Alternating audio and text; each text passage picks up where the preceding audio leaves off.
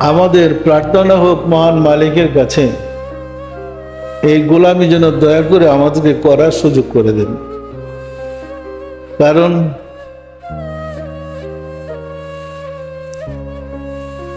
সবাই ইচ্ছা করলেও এই গোলামি চেষ্টা করলেও পারবে না। আল্লাহর খাস দয়া সত্য। এই বছর যদি ইলেকশন না থাকতো আর গ্রাম বাংলায় ধান কাটা না থাকতো, মানুষের যে কি অবস্থা হইতো আমরা বর্ণনা করতে পারবো না। সম্মেলনের পরে প্রতিদিনই আমি আলোচনায় বলছি, লোকজন জমা হলে কে কে সম্মেলনে আসেন নাই হাত উঠান। যারা আসছে তো আসছে, আসেন নাই কেন? দেখা গেছে যে 40% লোক আসেনি। কেন আসেন নাই? ইলেকশন। কেন আসেন নাই? এই ঝামেলা। বিষয়টা পরিষ্কার বুঝতে পারছেন? সুতরাং বলতে হবে আল্লাহ দয়া করে যাদেরকে সুযোগ করে দিয়েছেন তারাই কেবল সুযোগ পাবেন।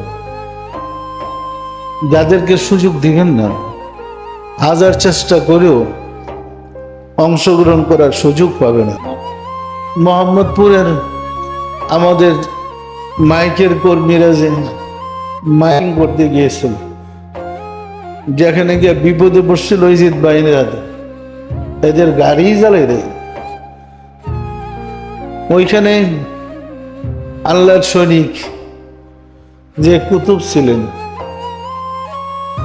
উনি লাভ দাইসে গাড়ি দুইটা, গাড়ির মধ্যে চান্দিনা টানে যে বাঁশ ভাঙছে, বাঁশ ধরে দাঁড়িয়েছে। আমাদের জাকের বিরক্ত, এই লোকটা উঠলো কেন? এই মিয়া তুমি নামো, বলতেছে এই মিয়া তুমি নামো। পারলে তো ধাক্কা দেখালে দেখ, অপরিচিত লোক তো। তো লোকটা বললো আপনাদের কাজ আপনার করেন, আমার কাজ আমাকে করতে দেন। পরিষ্কার। আমাদের পক্ষ থেকে প্রশাসনকে আগে আমরা ইনফরমেশন দিয়েছিলাম, অর্থাৎ হুদাই প্রশাসনকে বলেছিলাম সুন্দর সুষ্ঠুভাবে ব্যবস্থা নেওয়ার জন্য। রাব্বুল আলামিনের অপরদয় হুদাই প্রশাসনের অধীনই তো সরকারের প্রশাসন। ফলে ওদের যত মোড়ামুড়ি থাক, যত রকম চিন্তা চেতনা কোনোটাই আর কাজ করে নাই। কে